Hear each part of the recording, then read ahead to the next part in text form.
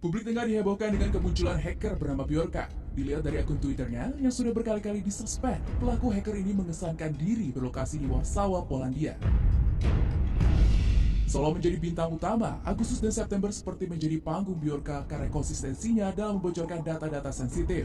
Mulai dari data pengguna aplikasi startup, data warga sipil yang disimpan instansi negara, hingga data sejumlah pejabat.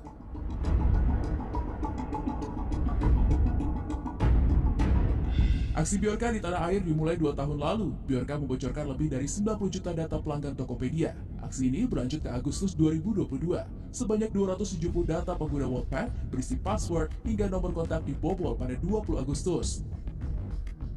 Masih di tanggal yang sama, Bjorka juga menyebarkan 26 juta data pelanggan IndiHome.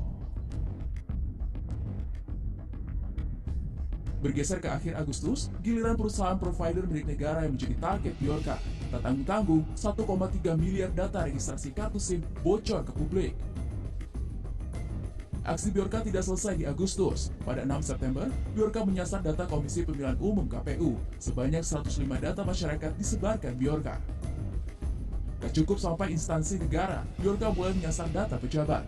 Presiden Joko Widodo menjadi sasaran pertamanya. Pada 9 September, Bjorka mengulik dokumen rahasia Presiden periode 2019-2024. Surat rahasia dari Badan Intelijen Negara BIN kepada Joko Widodo tak luput dari peretasan ini. Sehari berselang, giliran data Menteri Komunikasi dan Informatika Johnny G. Plate yang dibocorkan. Bjorka menyatakan hal ini merupakan imbas dari respons Menkominfo yang menyangkal bahwa terjadi kebocoran data.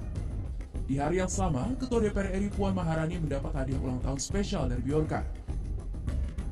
Hacker itu menyebarkan data Puan karena dianggap tidak simpati dengan demonstran yang tengah beraksi menolak kenaikan BBM di luar gedung DPR.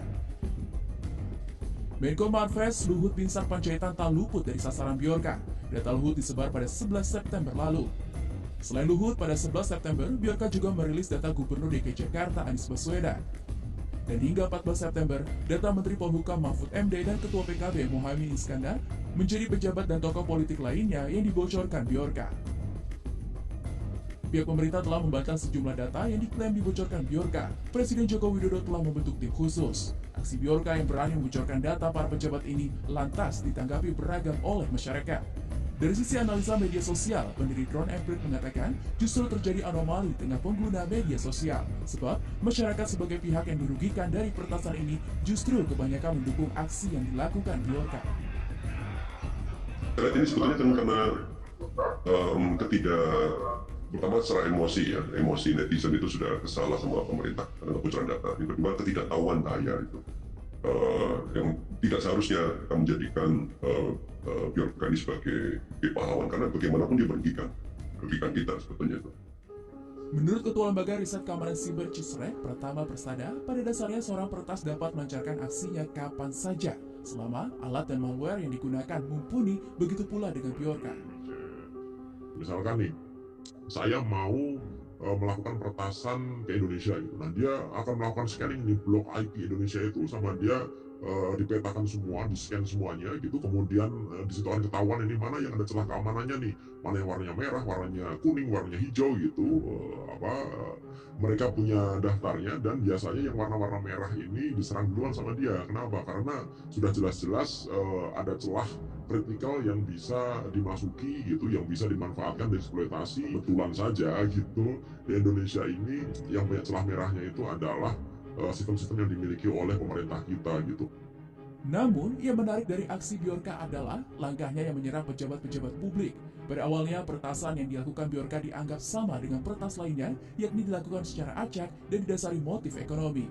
Namun, seiring berjalannya waktu, motif ini bergeser menjadi aksi hacktivism, yakni peretasan yang didorong desakan protes terhadap pemerintah.